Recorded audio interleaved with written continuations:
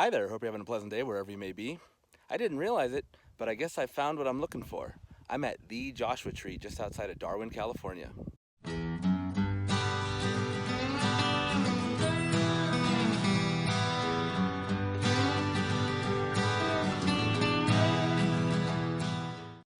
The Joshua Tree is located right off of California State Route 190, just outside the boundary of Death Valley National Park near a town called Darwin.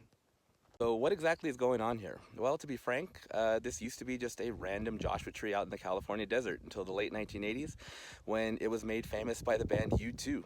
Apparently, they were in the area shooting album artwork for their upcoming album named The Joshua Tree, which was inspired by the California desert. And they saw this random Joshua Tree, thought it was perfect, stepped off, shot some pictures for about 20 minutes, and kept on their way. Now, to be honest, I'm not like a huge U2 fan. I'm just casual at best. I know some of their hits. And I just saw this and figured, hey, why not? Let's go take a look at it. But once I got here, looking at the sort of makeshift shrine, this appears to almost be sort of a pilgrimage site for U2 fans. It seems like there's people from all over the world.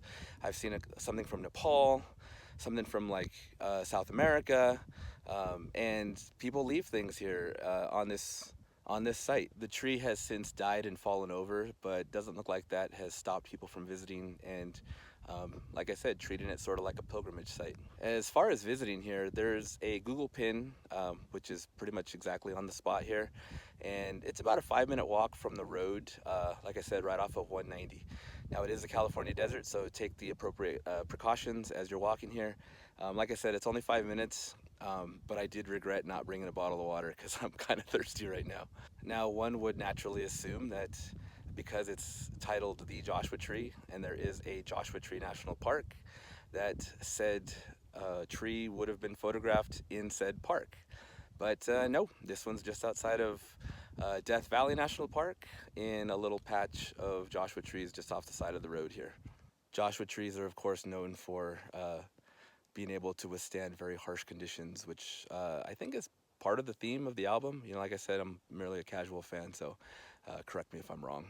Like I said, my intention was just to snap a couple pictures and be done with it. But once I got there and realized it was sort of a pilgrimage site for people, it made me want to make the video, kind of reinforcing the whole, the power of music kind of thing.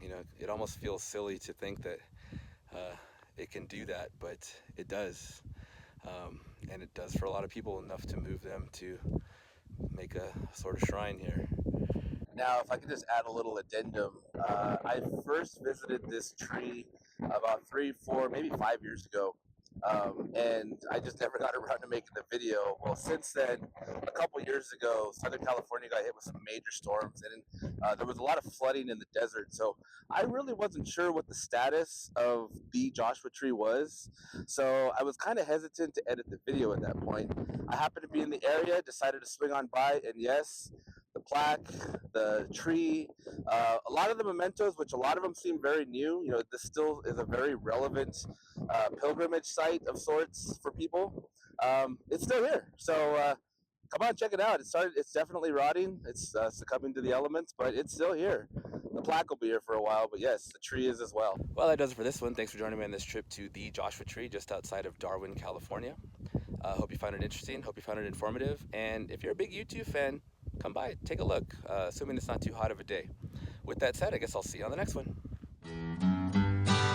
Now, when it's all said and done, this really is just a pop culture reference location on the surface. But when you get here and you see all the languages of people that have come to visit here, that no doubt on their trip across the United States, they said, you know what, we have to visit the Joshua Tree.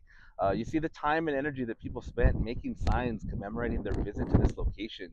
You see all the mementos. You see all the empty alcohol bottles of people that no doubt came here and shared a drink with their loved ones and friends at this location because it just meant so much. So it does sort of become a hallowed ground, not necessarily because of U2 in particular, but just because of that shared experience that we all have with music, art, literature, whatever it may be.